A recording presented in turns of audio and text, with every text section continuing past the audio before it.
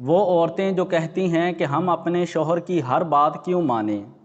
ہماری اپنی بھی تو مرضی ہے، ہماری اپنی بھی تو خوشیاں ہیں، تو ان کے لیے سیدہ فاطمہ الزہرا کے یہ الفاظ غور سے سن لیں۔ نبی کریم صلی اللہ علیہ وآلہ وسلم سیدہ فاطمہ الزہرا کی شادی کے تیسرے روز آپ کو لینے گئے۔ جب گھر پہنچے تو حضرت علی المرتضیٰ شیر خدا رضی اللہ تعالی عنہ آپ گھر میں نہیں تھے، تو آپ نے سیدہ فاطمہ الزہرا کو آزمانے کے لیے فرمایا کہ بیٹا چلو میں تمہیں لینے کے لیے آیا ہوں۔ سیدہ فاطمہ الزہرا رضی اللہ تعالی عنہا آپ عرض کرتی ہیں بابا جان آپ کا حکم سر آنکھوں پر،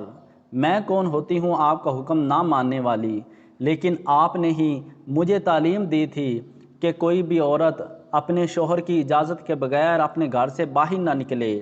تو ابھی علی المرتضیٰ گھر میں نہیں ہیں، جب وہ آ جائیں گے تو میں ان سے اجازت لے کے آپ کے ساتھ جاؤں گی۔ نبی کریم صلی اللہ علیہ وآلہ وسلم مسکرا دیے اور آپ زمین پر ٹیک لگا کے دیوار کے ساتھ بیٹھ گئے۔ تھوڑی دیر کے بعد حضرت علی المرتضیٰ آپ گھر تشریف لائے۔ جب آپ نے نبی کریم صلی اللہ علیہ وآلہ وسلم کو زمین پر بیٹھے دیکھا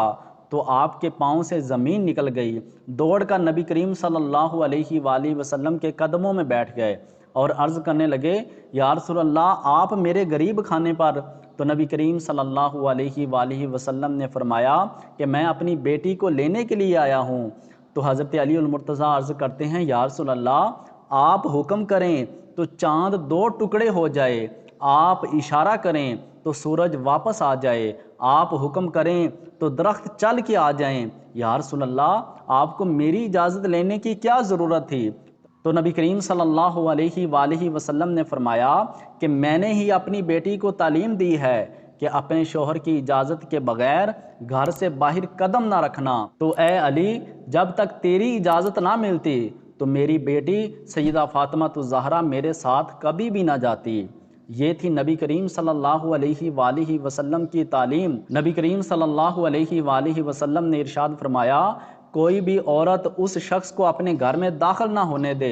جس کو اس کا شوہر پسند نہیں کرتا، اور کوئی بھی عورت اس گھر میں نہ جائے جس گھر میں اس کا جانا اس کے شوہر کو پسند نہیں۔ نبی کریم صلی اللہ علیہ وآلہ وسلم نے ارشاد فرمایا کہ جو عورت اس حال میں فوت ہوئی کہ اس کا شوہر اس پر راضی تھا تو اللہ عز و جل اس کے لیے جنت کے 8 دروازے کھول دے گا، اور جو عورت اس حال میں فوت ہوئی کہ اس کا شوہر اس سے ناراض تھا تو اللہ عز و جل اس کو جنت کی خوشبو سے اتنا دور کر دے گا کہ اس کو جنت کی خوشبو بھی نہیں آئے گی، حالانکہ جنت کی خوشبو وہ میلوں دور تک آتی ہے۔